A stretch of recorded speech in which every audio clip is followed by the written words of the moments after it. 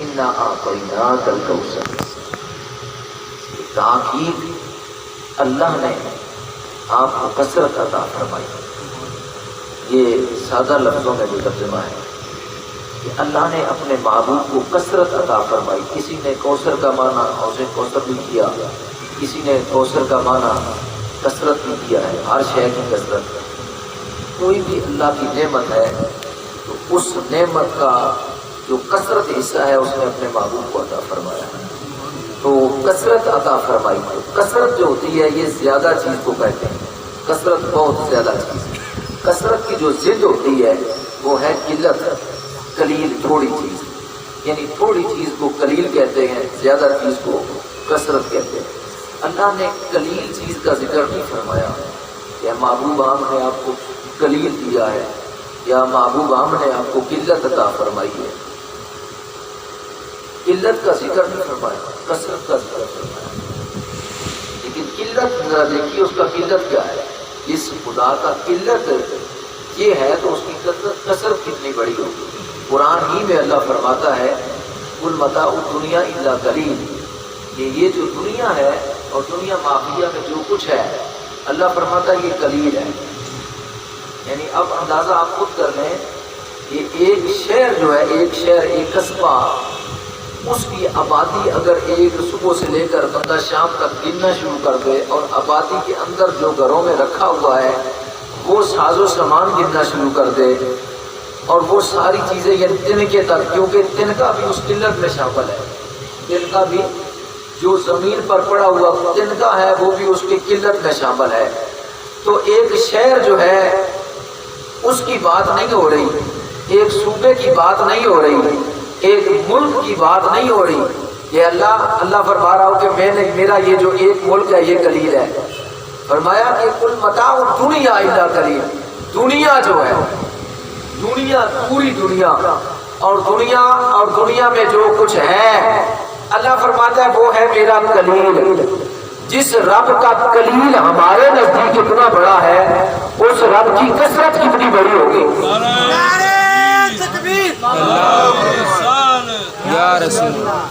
تو اس نے یہ نہیں فرمایا اس ذات نے کہ ہم نے محبوب آپ کو قلیل دیا۔ یہ قلیل تو یہ کیسے ہو سکتا ہے کہ کثیر تو دی دیا ہو اور قلیل نہ دی؟ قلیل تو پہلے، قلیل کے بعد ہی کثیر ہے۔ یہ قلیل تو آپ کو دیا ہی دیا ہے، یہ قلیل تو آپ کا ہی ہے محبوب، یہ قلیل آپ کا ہے، لیکن ہم تو آپ کو کثرت عطا فرما رہے ہیں۔ تو جس خدا کی قلت یہ ہے اس خدا کی کثرت کتنی ہوگی؟ اس خدا کی کثرت جو ہے اس نے اپنے محبوب کو عطا فرمائی ہے۔ ہر خزانے میں سے جو کثرت تھی اس نے اپنے حبیب کو عطا فرما کے یہ اعلان قرآن میں ہی فرما دیا ہے کہ اے محبوب وَأَمَّا السَّائِلَ فَلَا تَنْهَرْ، اب جو بھی کوئی آئے آپ کی بارگاہ میں جیسا بھی سوال لے کر آئے، جس قسم کی چاہت لے کر آئے، کیونکہ ہم نے آپ کو کثرت عطا فرما دی ہے، لہذا آنے والا خالی لوٹ کرنا ہے اسے مالا مال کر کے بھیجیں۔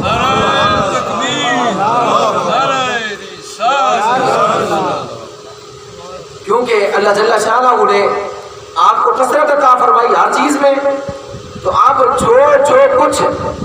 کیونکہ آگے حدیث بھی ہے میں واللہ موتی وعن کاس، یہ مشہور مروت کہ اللہ دینے والا ہے اور میں تقسیم کرنے والا۔ جو کچھ اللہ دیتا ہے وہی در مصطفیٰ سے دیتا ہے، جو اللہ اپنے بندوں کو دیتا ہے، جو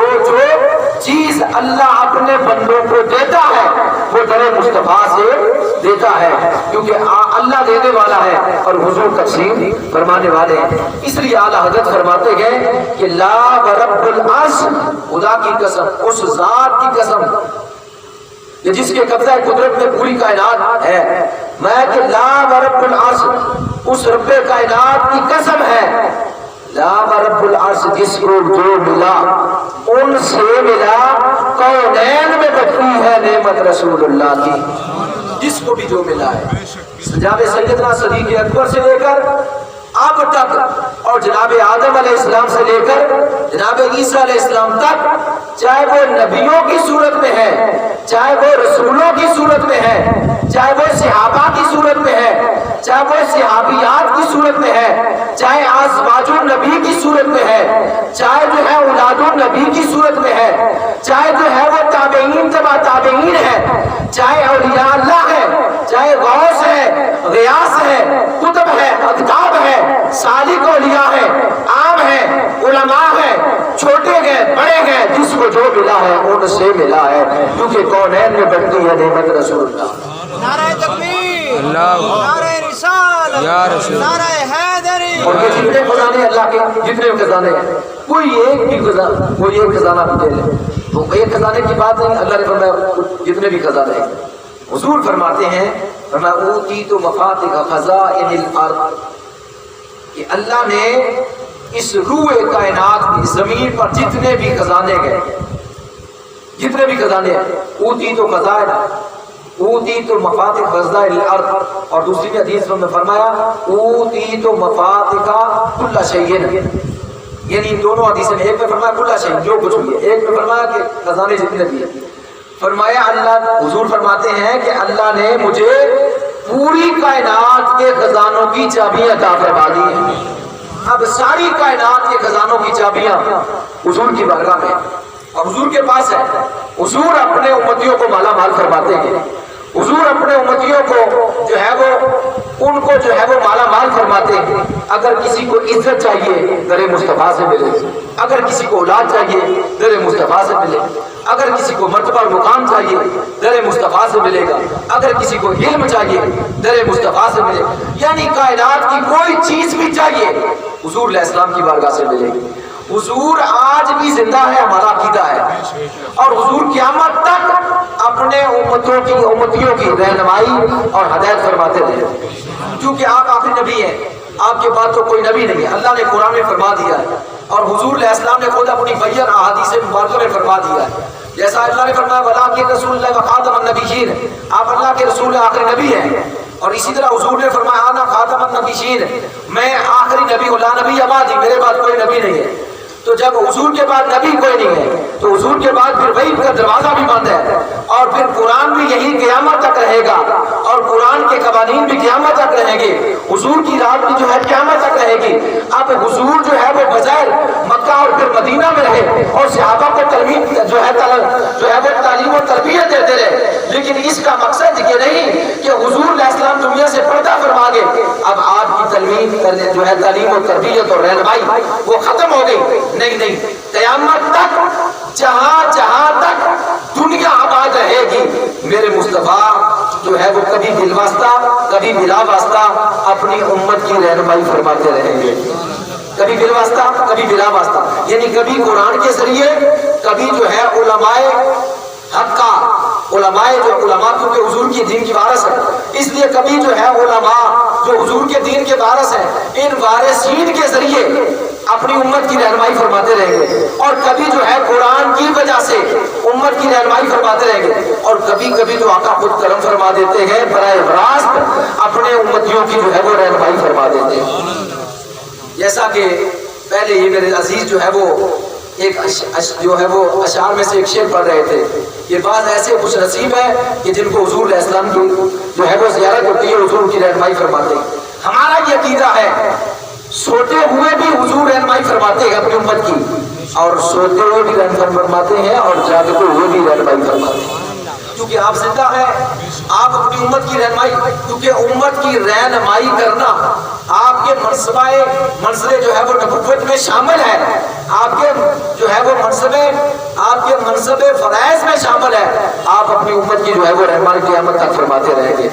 اس لیے جو ہے اس پر کثیرہ دلائل ہے کہ ایسے خوش نصیب ہے کہ جن کی حضور جو ہے وہ جاگتے ہوئے رہنمائی فرماتے ہیں، اور وہ جاگتے حضور سے ہدایت اور رہنمائی حاصل کرتے ہیں۔ میں جو ہے وہ یہاں چند جو ہے وہ دلائل پیش کروں۔ حضرت امام جلال الدین سیوطی رحمۃ اللہ علیہ،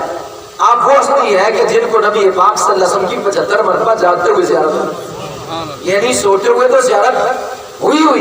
آپ کو جو ہے وہ جاگتے ہوئے حضور کی زیارت ہوتی، اور آپ حضور کی زیارت بھی کرتے اور حضور سے رہنمائی بھی لیتے۔ اور اسی طرح جو ہے حضرت امام جلال الدین سیوطی رحمۃ اللہ تعالیٰ نے اپنی کتاب الحاوی للفتاوی میں جو ہے یہ للفتاوی میں یہ بات نقل فرماتے ہیں کہ ایک فقیہ مسجد میں خطیب یعنی منبر پر بیٹھا ہوا حدیث سنا رہا تھا عوام الناس کو. وہ جو حدیث پڑھ رہا تھا وہ حدیث حضور علیہ السلام کی حدیث نہیں تھی. تو مجمع میں ایک اللہ کا ولی بیٹھا ہوا تھا جو صاحب کشف تھا, جو اللہ کے محبوب پر نہایت ہی جو ہے محبت اور محبت کے ساتھ حضور سے جو ہے پیش آنے والا, حضور سے محبت کرتا, حضور جو ہے حضور کی تعلیمات کے مطابق زندگی بسر کرتا, حضور کو اس کو حضور کا قرب نصیب تھی, یعنی قریب جو ہے وہ حضوری نصیب تھی اس کی. تو وہ کھڑا ہو گیا اور وہ کہنے لگا فقی صاحب اے خطیب صاحب یہ حدیث تو جو آپ نے سنائی ہے یہ حدیث نہیں ہے. تو اس فقی نے کہا کہ آپ کو کیسے معلوم ہے کہ میں نے یہ جو حدیث پڑھی ہے یہ حدیث نہیں ہے؟ تو اس فقیر نے جب یہ پوچھا کہ آپ کو کیسے معلوم ہے, تو اس اللہ کے ولی نے کھڑے ہو کر کہا کہ آپ کے منبر کے پاس تو رسول اللہ کھڑے ہیں اور تشریف فرما رہے ہیں میری حدیث نہیں ہے, میری حدیث نہیں ہے. تو جب فقیر نے اس طرح دیکھا تو حضور صلی اللہ علیہ وسلم تشریف فرما تھے. پتہ چلا کہ حضور کی امت قیامت تک امت حضور کی ہے اور قیامت تک حضور اپنی امتیوں کی رہنمائی فرماتے رہیں گے. تو خوش نصیب ہیں وہ لوگ کہ جنہوں نے مصطفیٰ کریم علیہ السلام کی حضوری کو پایا, حضور کی محبت میں آئے اور حضور علیہ السلام سے جو ہے وہ تعلیم حاصل کی, رہنمائی حاصل کی اور حضور مصطفیٰ جان رحمت صلی اللہ علیہ وسلم کے ملفوظات پر عمل کیا. انہی ہستیوں میں سے بے شمار ایسی ہستیاں ہیں جن کو مصطفیٰ کریم علیہ السلام کا قرب اور حضوری نصیب تھی. انہی میں سے ہمارے قصور میں ایک ایسی ہستی ہے جن کو حضور کی حضوری نصیب تھی, حضور علیہ السلام کی حضوری نصیب تھی.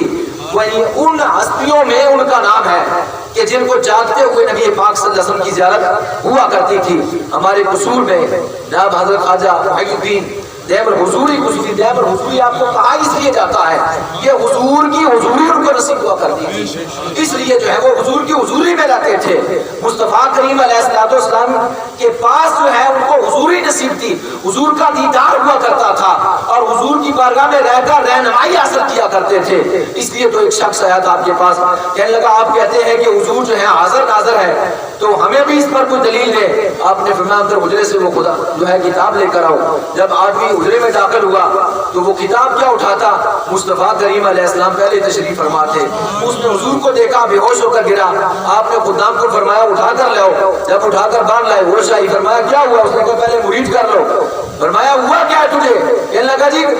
فرمایا آپ نے تو دلیل مانگی تھی کہ حضور کو, آپ نے کہا دلیل اب نہیں چاہیے,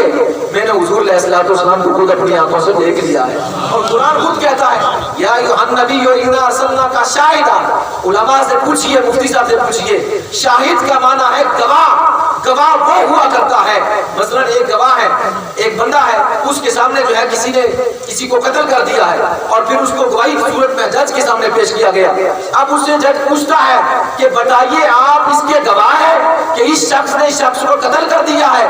اب وہ ظاہری بات ہے کہ عینی گواہ ہے, آنکھوں سے دیکھتا ہے, اس کو جو ہے وہ آنکھوں سے دیکھ کر اس نے مشاہدہ کیا. اس نے کہا ہاں جج صاحب جیسے مرضی آپ گواہی دے رہے, میں نے اپنی آنکھ سے مشاہدہ کیا ہے کہ اس شخص نے جو ہے اس شخص کو گولی مار کے قتل کر دیا ہے. اور اگر وہاں جو ہے وہ گواہی دینے والا یہ کہہ دے کہ گواہ تو میں ضرور ہوں اور میں نے دیکھا کچھ نہیں ہے, جج کہے گا یہاں کیا لینے کے لیے آ گیا,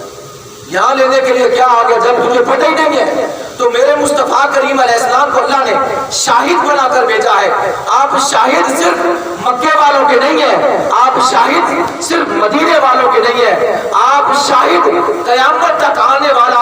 اپنا جو آخری امتی ہے, آپ آخری امتی کے اعمال اور احوال اس پر بھی قیامت کے روز گواہی دے کر آپ اس کے لیے بھی شاہد ہیں. کیونکہ شاہد وہ ہوتا ہے جو حاضر ہوتا ہے. میرے مصطفیٰ کریم علیہ السلام جو ہے وہ حضور علیہ السلام کی ذات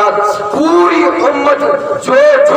آپ کی امت ہے آپ اس پر جو ہے وہ مشاہد ہے, آپ اس پر حاضر ہیں اور آپ اس کا مشاہدہ فرما رہے ہیں. اس لیے تو کل قیامت کے روز جو ہے اس کی گواہی دے دے. زمین اور آسمان کے اندر جو بھی چیز ہے الا یعلم انی رسول اللہ, الا یعلم انی رسول اللہ, تو فرمایا زمین اور آسمان کے اندر جو کچھ بھی ہے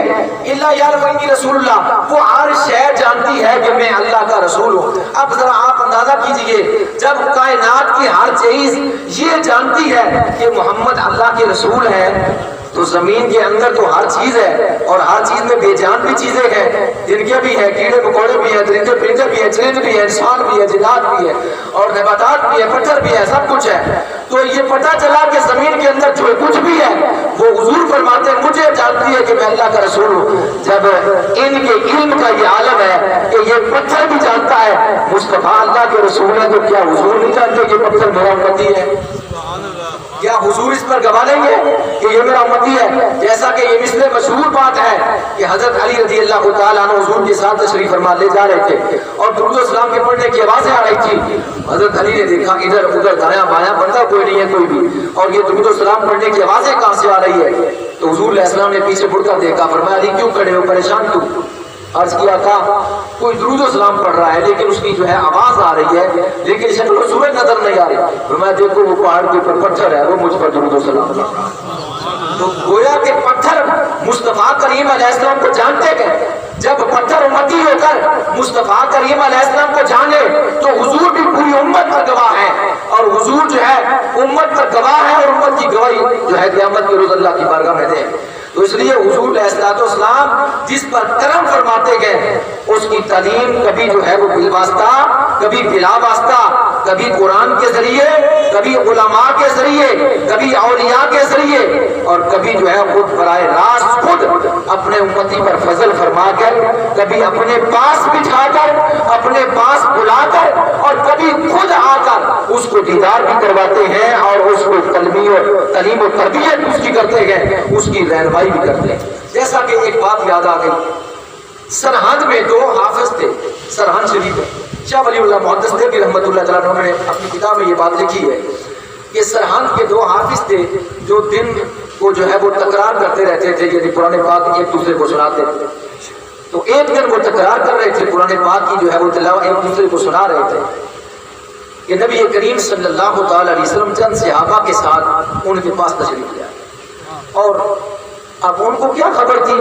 کہ یہ آنے والے کون ہیں؟ حضور علیہ السلام نے ان کا قرآن پاک سنا۔ آپ تو وہاں بھی سن سکتے تھے، اعلیٰ حضرت نے فرمایا دور نزدیک کے سننے والے وہ کان، وہ دور سے بھی سن سکتے ہیں، وہ نزدیک سے بھی سن سکتے ہیں، وہ اپنے عاشقوں کا درود و سلام بھی سنتے ہیں، جیسا کہ فرمایا حدیث میں اسمع صلاتی آل محبتی وعارفہم، میں اہل محبت کا درود خود اپنے کانوں سے سماعت کرتا ہوں، اس کا جواب بھی دیتا ہوں، جانتا بھی اس کو، اس کے والد کو بھی جانتا ہوں۔ حضور خود فرماتے ہیں تو وہاں بھی سن سکتے تھے، لیکن حضور خود تشریف لائے صحابہ کرام کے ساتھ، اور جب وہ حفاظ ہوتے تکرار کرتے وہ قرآن پاک کی تلاوت بھی کرتے ہیں اور پھر دیدار بھی کرتے ہیں۔ حضور علیہ السلام نے ان کو اپنا دیدار کروایا اور حضور صلی اللہ علیہ وسلم تشریف لے گئے۔ تھوڑی دیر کے بعد اب جب وہ چلے گئے حضور صلی اللہ علیہ وسلم تو آپس میں کہنے لگے ایسا خوبصورت چہرہ ہم نے نہیں دیکھا، ایسا خوبصورت ہم نے چہرہ دیکھا نہیں، ہم نے پوچھا کیوں نہیں؟ آپس میں کیا ہم نے پوچھا کیوں نہیں کہ آپ کون ہیں، کیسے تشریف لائے ہیں؟ اتنی خوبصورت ہستی آئی اور ہم نے موقع جو ہے دعا دیا اور حضور چلے گئے۔ اب انہیں یہ تو علم نہیں تھا کہ حضور علیہ السلام کی ذات ہے، لیکن آپس میں کہہ رہے ہیں کہ ہم نے جو ہے یہ موقع جو ہے وہ گزار دیا ہے، یہ ہستی ہم نے پہلے ایسا خوبصورت چہرہ نہیں دیکھا، اللہ نے ایسا خوبصورت چہرہ بنایا ہی نہیں۔ صحابہ اکرام جب آپس میں باتیں کرتے تھے نا تو پوچھتے تھے، حالانکہ حضور کا دیدار کرتے تھے، تو جب کوئی عرابی آتا یا دوسرے لوگ آتے پوچھتے نا حضور کیسے تھے، تو وہ کہتے ہیں کہ تہاتم من القمر، ایسے لگتا ہے چاند ٹکڑے ہو کر نا ایک زمین پر آ گیا ایک آسمانوں پر رہ گیا ہے۔ کوئی کہتا یعنی تشبیہ چاند کی دی جاتی، اور کوئی یہ کہہ دیتا کہ ایسا لگتا تھا کان الشمس تجری فی وجہہ، ایسے لگتا سورج نکل آیا ہے زمین پر اور وہ چہرہ مصطفیٰ میں چل رہا ہے۔ کوئی وہ ہے یعنی چاند کی تشبیہ دیتے تھے اور کوئی سورج کی تشبیہ دیتے، حالانکہ حضور چاند سے بھی خوبصورت ہے اور سورج سے بھی خوبصورت ہے۔ چاند اور سورج تو حضور کی امتی ہے۔ نبی کریم صلی اللہ علیہ وسلم غلاموں پروان الغاز میں عرض کر رہا تھا، انہوں نے کہا آپس میں اتنی خوبصورت ہستی ہم نے پہلے نہیں دیکھی۔ اب یہ باتیں کر رہے تھے نا ایک گھوڑ سوار اور آ گیا اور وہ بھی بڑا خوبصورت تھا۔ اب انہوں نے نا قرآن پاک پڑھنا چھوڑ دیا، پکڑ لیا اس کے پاس، یعنی گھوڑے کی جو ہے وہ رسی ہوتی اس کو پکڑی اور کہنے لگے آپ ہمیں یہ بتائیں کہ آپ کون ہیں، اور آپ پہلے بھی اس طرح جو ہے ایک لشکر کے ساتھ ایک حسین و جمیل خوبصورت جو ہے وہ چہرے والا شخص آیا، اس کے ساتھ جو تھے وہ بھی بڑے حسین و جمیل تھے، آپ بھی لگتے ہیں انہی میں سے ہیں، تو آپ کون ہیں؟ انہوں نے آ کر یہ کہا یہ بتائیے کہ نبی پاک صلی اللہ علیہ وسلم آئے تھے، وہ گھوڑے پر جو سوار تھا اس نے کہا یہ بتائیے ابھی ابھی نبی پاک صلی اللہ علیہ وسلم، انہوں نے کہا وہ نبی پاک صلی اللہ علیہ وسلم کی ذات تھے؟ ہاں ہاں یہ نبی حضور صلی اللہ علیہ وسلم کی ذات تھے، اور وہ صحابہ کے ساتھ وہ تمہارا قرآن پاک سننے کے لیے آئے تھے، وہ تمہارا قرآن پاک سننے کے لیے آئے تھے۔ اب پتہ چلا کہ قرآن تو حضور پہلے وہاں بھی اردو سن رہے تھے، قرآن تو وہاں بھی سن رہے تھے، اس لیے تو تشریف لائے، اب دیدار بھی ان کو کروا دوں۔ تو نبی کریم صلی اللہ علیہ وسلم جو ہے وہ انہوں نے جب کہا کہ وہ حضور صلی اللہ علیہ وسلم کی ذات ہے اور ساتھ صحابہ تھے، وہ تڑپ گئے اور کہنے لگے کہ ہم کتنے بد نصیب ہیں، دیدار تو کر لیا ہے پر حضور کو روک نہ سکے، حضور کی جو ہے وہ جی بھر کر نہ دیکھ سکے، تو جو ہے وہ ہم نے دیدار تو کیا، لیکن اب آپ بتائیں کہ آپ کون ہیں؟ انہوں نے کہا کہ میں نبی کا صحابی، میرا نام ابو ہریرہ ہے، میں نبی کا صحابی، میرا نام ابو ہریرہ ہے۔ کل میں حضور کی کچہری میں جب گیا تو رسول اللہ نے مجھے فرمایا کہ ابو ہریرہ کل ہم سرہند کے حافظوں کا قرآن سننے کے لیے جائیں گے، تم نے بھی جانا ہے۔ لیکن جب میں آیا تو مجھے کسی کام کے لیے بھیج دیا، جب میں واپس آیا تو مجھے باقی صحابہ نے بتایا کہ حضور کو تشریف لے جا چکے ہیں، تو میں بھی حضور کے پیچھے آیا، پتا چلا یہ تو قوت اور طاقت جو ہے اللہ کے محبوب نے اپنے غلاموں کو عطا فرما دی ہے۔ حضور تو آ جا سکتے ہیں لیکن صحابہ کو بھی یہ مقام عطا فرمایا، وہ بھی آ جا سکتے ہیں، وہ بھی آ جا سکتے ہیں، اور وہ بھی جو ہے پل کی پل جو آ کر دیدار کروا کے جا سکتے ہیں۔ اور صحابہ تو دور کی بات ہے، اولیاء اللہ میں اتنی قدرت اور طاقت ہے کہ وہ بھی اپنے جو ہے چاہنے والوں کو آ کر لمحے کے لمحے جو ہے دیدار کرتے ہیں۔ یہاں ایک اور بات کر دوں، ہندوستان میں ایک عورت، وہ حضرت شیخ بہاؤالدین نقشبند رحمۃ اللہ علیہ ان کی مرید تھی، تو وہ اپنے گھر میں تھی، تو ایک شخص جو ہے وہ اس کے گھر میں گھس آیا اور اس میں شخص نے اس کی عزت روکنا چاہیے، وہ عورت وہ بھاگی اور سیڑھیوں سے چڑھ کے چھت پر چڑھی، وہ جو بندہ تھا وہ بھی پیچھے دوڑا۔ اب چھت کے اوپر جا کر وہ کیا کرتی، کہاں جاتی، وہ بھی پیچھے جا رہا تھا۔ اب چھت کے اوپر پہنچ کر اس نے کیا کیا، بخارا شریف کی طرف اپنا منہ کیا، اپنے شیخ کامل کی جو ہے وہ بارگاہ میں استغاثہ پیش کیا، مدد کے لیے پکارا، کہنے لگی یا شیخ بہاؤالدین امداد کن، یا شیخ بہاؤالدین امداد کن، اتنا کہا اور اپنے چھت کے اوپر سے اس نے چھلانگ لگا دی۔ جب چھلانگ لگائی تھی چھت سے نیچے آنے کتنے دیر لگتی تھی، جس وقت اس نے چھلانگ لگائی کتنی دور بخارا تھا، کہاں انڈیا کہاں بخارا، اور اس نے بس اتنی کہا تھا یا شیخ میری مدد کیجئے، اے میرے شیخ کامل میری مدد کیجئے، بس اتنا کہنا تھا۔ جب اس نے چھلانگ لگائی تو جس وقت وہ نیچے آ رہی تھی، بہاؤالدین سے شیخ بہاؤالدین نقشبند نیچے کھڑے تھے اور اسے پکڑا یہاں کھڑا کر دیا۔ اس نے یوں دیکھا شیخ آپ کیسے، فرمایا ابھی تو پکارا ہے، ابھی تو تم نے پکارا ہے، ہم آ گئے۔ تو اللہ تبارک و تعالیٰ نے اپنے جو ہے وہ ولیوں کے یہ قدرت اور طاقت عطا فرما دی ہے کہ وہ جو ہے ایک لمحہ کی لمحہ جو ہے وہ پہنچ جاتے ہیں۔ مصطفیٰ کریم علیہ السلام کی ذات کی تو بات ہی کیا ہے، حضور علیہ السلام قیامت تک کے لیے جو ہے آپ اپنی امت کی رہنمائی اور ہدایت فرمانے والے ہیں، کبھی بل واسطہ کبھی بلا واسطہ۔ اگر کوئی جو ہے وہ امتی کو کوئی چیز چاہیے تو آپ کو آ کر مالا مال بھی کر دیتے ہیں، اس کو عطا بھی فرما دیتے ہیں۔ اگر کوئی علم مانگے تو علم دیتے ہیں، عزت مانگے عزت دیتے ہیں، شان اور بزرگی مانگے شان بزرگی دیتے ہیں، اگر دنیاوی کوئی چیز مانگے وہ دیتے ہیں، اگر دینی مانگے وہ دیتے ہیں۔ آپ کہیں گے دنیاوی بھی کیسے دے دیتے ہیں، میں یہ عرض کروں کتنی حق کہتے ہیں، لیکن ایک عرض کر دوں، نبی کریم صلی اللہ علیہ وسلم کی بارگاہ میں ایک شخص جو ہے وہ عمرہ کرنے کے بعد حاضری کے لیے پیش ہوا، 3 دن ہو گئے بھوکا تھا، کسی سے سوال نہ کیا، حضور علیہ السلام کی قبر انور کے پاس جا کر عرض کرنے لگا یا رسول اللہ میں آپ کا غلام 3 دن ہو گئے کھانا نہیں کھایا، میں آپ کی بارگاہ میں التجا کرتا ہوں۔ پھر جو ہے وہ اصحاب صوفہ کے قریب جا کر سو گیا، اور جب سو گیا آنکھ لگ گئی کہ حضرت مولا علی شیر خدا آئے اور آ کر اپنے پاؤں سے ٹھوکر لگائی اور کہا رسول اللہ سے کھانے کی شکایت کر کے سو گئے ہو، رسول اللہ تو کھانا لے کر آ رہے ہیں۔ اور پھر اس کے بعد حضور علیہ السلام نے اس کو زیارت کروائی اور ایک روٹی عطا فرما دی۔ وہ کہتے ہیں اور جمال الاولیاء کا مصنف مولوی اشرف علی تھانوی لکھتا ہے کہ جس وقت حضور نے اس کو روٹی عطا فرما دی اس نے خواب میں روٹی کھانا شروع کر دی، آدھی کھائی اور آدھی کھاتے کھاتے جو ہے وہ آنکھ کھل گئی، دیکھا آدھی تو خواب میں کھائی تھی، آدھی ہاتھ میں موجود تھی، آدھی ہاتھ میں موجود تھی۔ جو کوئی سرکار کی بارگاہ میں جو ہے وہ طلب کرتا ہے، لیکن اس طلب کے لیے حقیقی محبت چاہیے، حضور علیہ السلام کے ساتھ محبت، تعلق، واسطہ چاہیے۔ یہ نہیں کہ بندہ ہاتھ یہاں اٹھا کر مانگ رہا حضور سے، اور عقل جو ہے اور جو ہے وہ دل جو ہے وہ اس کی معرفت جو ہے وہ کہیں اور پہنچی ہوئی ہو، اور تصور کسی اور کا لیا ہوا ہو، اور زبان کچھ کہہ رہی ہو اور دل کچھ کہہ رہا ہو۔ ایسے نہیں، دل بھی راغب ہو انہیں کی طرف، ہر شہر راغب ہو انہیں کی طرف، جب ہر چیز کی توجہ اس طرف ہو، اور کریم آقا کی بارگاہ میں سوال اس طرح کرے، وہ تو بن مانگے عطا فرما دیتے ہیں۔ یہ جا کے سوال کرنا تو دور کی بات ہے، وہ تو بن مانگے عطا فرما دیتے ہیں۔ انہیں پتا ہے کہ میرے در پر آنے والا کیا چاہتا ہے، کیا مانگتا ہے۔ وہ تو آئے تھے جناب قتادہ آنکھ لے کر سامنے، اور حق دی اس طرح جو ہے اپنی ہتھیلی پر، اور عرض کرنے لگے یا رسول اللہ آنکھ نکل گئی ہے۔ تو حضور نے فرمایا آنکھ لینی ہے یا جنت لینی ہے؟ تو آگے مانگنے والا جو ہے اس نے بھی کمال کر دیا، اس نے عرض کیا کہ جنت آپ نے کہہ دی ہے اور آنکھ میں نے مانگی ہے، جنت بھی عطا کر دیجیے، آنکھ بھی عطا فرما دیجیے، جنت بھی عطا فرما دی، آنکھ بھی عطا فرما دی۔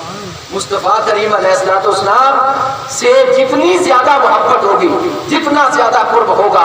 اتنی ہی زیادہ جو ہے وہ کرم نوازی کو فرمائیں گے۔ ہمارے پاس تو وقت نہیں ہے 5 وقت نماز ادا کرنے کا، ہمارے پاس تو وقت نہیں ہے 100 مرتبہ درود و سلام پڑھنے کا۔ آخری بات کی اجازت چاہتا ہوں، آپ نے یہ بات کثیرہ مرتبہ سنی ہوگی علماء سے، حالانکہ کثرت کی حقائق، لیکن میں ایک ہی جو ہے وہ آپ کے سامنے حقائق بیان کروں کہ ایک شخص جو ہے وہ لوٹ گیا، یعنی ڈاکو نے اس کو لوٹ لیا تھا۔ حضور علیہ السلام کی بارگاہ میں درود و سلام پڑھ کے رویا، دعا مانگی۔ حضور علیہ السلام خواب میں اس کے پاس آئے اور زیارت کروائی۔ حضور نے فرمایا جاؤ عبد الحمید عثمانی کے پاس چلے جاؤ، عبد الحمید عثمانی کے پاس، جو خلیفہ سلطنت عثمانیہ کا، خلافت عثمانیہ کا خلیفہ تھا، اس کے پاس چلے جاؤ اور جا کر کہو کہ مجھے رسول اللہ صلی اللہ علیہ وسلم نے تیرے پاس بھیجا ہے، اور جو تیری حاجت ہو اس کو جو ہے وہ بیان کر دینا، اس کے آگے بیان کر دینا۔ اس نے عرض کیا آپ کے اندر یا رسول اللہ صلی اللہ علیہ وسلم میں نے جا کر اگر یہ کہا تو وہ کیسے مانے گا میری اس بات کو؟ حضور علیہ السلام نے فرمایا اسے کہنا روزانہ 100 مرتبہ درود پڑھتا تھا، کل کیوں نہیں پڑھا؟ کل تو نے نہیں پڑھا، بس اتنا ہی کافی ہے۔ یعنی آپ یہ دیکھیے نا کہ حضور زندہ ہے نا، حضور گواہ ہے اپنی امت پر، حضور مشاہدہ فرماتے ہیں کون پڑھ رہا ہے کون نہیں پڑھ رہا میرا امتی کے ساتھ۔ یہ تو نہیں ہو سکتا حضور اپنے غلاموں کا درود سنے اور ان کو پہچانے نا، دیکھے نا، اور ان پر توجہ نہ فرمائے۔ حضور جانتے ہیں، حضور جو ہے ان کو جو ہے جانتے ہیں، ان کے والدین کو بھی جانتے ہیں۔ حضور نے فرمایا اس امتی کو، فرمایا بس اتنا کہہ دینا روزانہ 100 مرتبہ درود پڑھتا تھا، کل کیوں نہیں پڑھا؟ بس اتنا تھا۔ ٹھیک ہے، وہ جس وقت پہنچا ادھر، اس نے جا کر خلیفہ عبد الحمید عثمانی کے پاس جا کر اپنا یہ مدعا پیش کیا۔ تو یہ پیش کرنے کے بعد اس نے کہا اس پر دلیل یہ ہے، مجھے آقا نے بھیجا ہے آپ کے پاس، اس پر دلیل یہ ہے کہ آپ روزانہ 100 مرتبہ درود پڑھتے ہیں، کل آپ کام کاج میں لگے رہے، تھکاوٹ کی وجہ سے نہیں پڑھ سکے، مجھے آقا کریم نے بتا دیا کہ کل آپ نے نہیں پڑھا۔ تو جس وقت یہ بات اس نے سنی تڑپ گیا عاشق کہ حضور علیہ السلام میرا 100 مرتبہ درود و پاک پڑھنا سماعت فرماتے گئے، نبی کریم صلی اللہ علیہ وسلم سماعت فرماتے گئے۔ ان کی آنکھوں میں آنسو آ گئے اور ایک جملہ سننے کے لیے عبد الحمید جو ہے وہ تڑپتا تھا۔ کیا؟ اس نے کہا حضور نے جب آپ کو میرے پاس بھیجا تو کیا کہا تھا؟ حضور نے فرمایا تھا جا کر میرے حمید کے پاس چلے جاؤ، میرے حمید کے پاس، یہ جملہ سننے کے لیے۔ وہ کیا کہا تھا آپ کا؟ جی میرا حمید۔ اچھا جب وہ کہتا نا حضور نے فرمایا میرا حمید، تو وہ ایک سونے کی جناب والا ایک نا سونے کی پڑیا بہت بڑی، وہ اٹھا کر اس کو دے دے اور کہتا ایک مرتبہ پھر کہ کیا فرماتے تھے حضور، کیا فرماتے تھے؟ اور وہ پھر کہتا کہ حضور تو میرا حمید، یہ میرا حمید۔ اب دیکھیں نا کہ ہم ساری کائنات کے لوگ کہتے ہیں میرے نبی، اور حضور فرماتے ہیں میرے ابو بکر، حضور فرماتے ہیں میرے عمر، حضور فرماتے ہیں کہ میرا عثمان، میرا علی۔ جس کو حضور فرمائے میرا، اس کی شان کا اندازہ کون کیا سکتا ہے؟ یہ میرا عثمان سننے کے لیے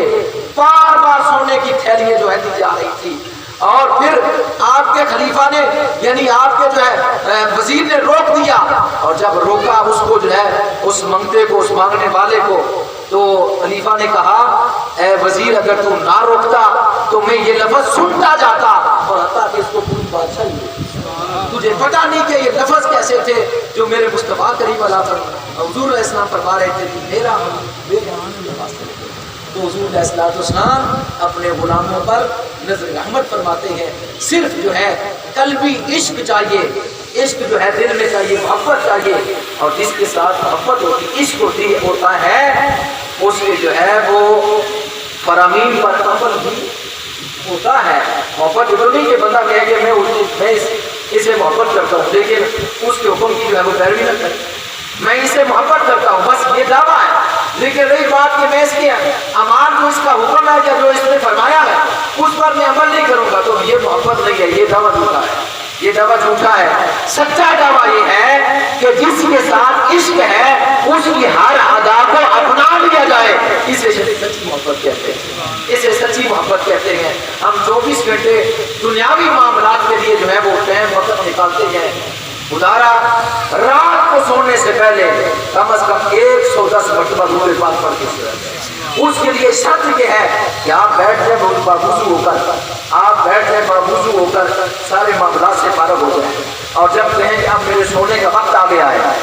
میرے اور کوئی بھی کام نہیں ہے، آپ وضو کریں، ایک نکر میں بیٹھ جائیں،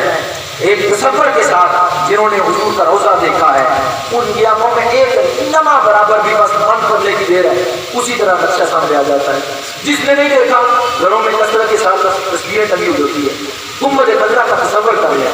اور اپنی جو ہے ذہن کو پورے تصور اپنے جو ہے وہ دل کو گھیر کر لے جائے، روح کو جالیوں کے سامنے، اور سمجھ لے کہ اب کھڑا ہو مصطفیٰ کریم علیہ السلام کی جالیوں کے سامنے، پھر 100 مرتبہ 110 مرتبہ درود پڑھ لیں، پھر دیکھنا کریم آقا کرم فرماتے ہیں کہ نہیں فرماتے، پھر اپنا دیدار کرواتے ہیں کہ نہیں کرواتے، پھر حضور علیہ الصلوۃ والسلام اگر دیدار نہ بھی کروائیں لیکن پھر دیکھنا جو ہے وہ بہاریں گھر میں آتی ہے، سکون قلبی میسر آتا ہے کہ نہیں آتا، اور زندگی میں سکون جو ہے حاصل ہوتا ہے کہ نہیں ہوتا۔ اس لیے اگر ہم کہیں یہاں تک السلام علیکم تو آپ کو جواب دینا فرض ہو گیا، مصطفیٰ کریم علیہ السلام کی بارگاہ میں ہم سلام کریں گے، حضور پر فرض تو نہیں ہوا، حضور پر سلام کا جواب دینا فرض تو نہیں ہوا، آپ ہمارے سلام کے محتاج نہیں ہیں، لیکن ہم کے اوپر تو سلام فرض ہوا، ایک بندے نے سلام کیا دوسرے نے جواب دیا، لیکن آپ پر تو فرض نہیں ہے کہ واپس بیٹھ جواب دیں۔ لیکن اگر آپ نے 100 مرتبہ کہہ دیا حضور کی بارگاہ میں سلام، تو ایک مرتبہ آگے سے آیا وعلیکم السلام، وعلیکم السلام، تجھ پر بھی سلام، وعلیکم السلام، تجھ پر بھی سلام ہو، تو بات بن جائے گی۔ ہزاروں شاہ کی لسٹ پڑی ہے کہ مصطفیٰ کریم کی بارگاہ میں جا کر وہ جب گنبد خضرا کے سامنے سلام کرتے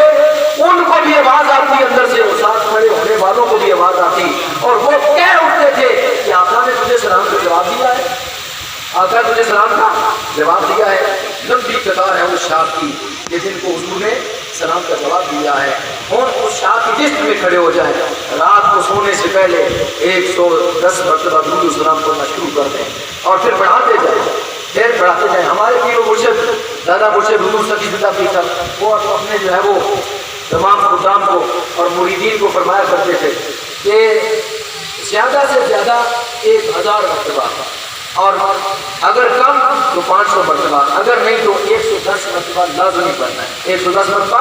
لازمی پڑھنا ہے۔ درود شریف آپ تصور کر کے حضور کی بارگاہ میں پیش کرنا شروع کر دیں، ایک نہ ایک دن ایسا آئے گا ادھر سے بھی سلامتی واپس آئے گی، جس پر سلامتی کریم آقا کی بارگاہ سے آ گئی، یہ دنیا میں کامیاب ہو گیا۔ اللہ کی بارگاہ میں دعا ہے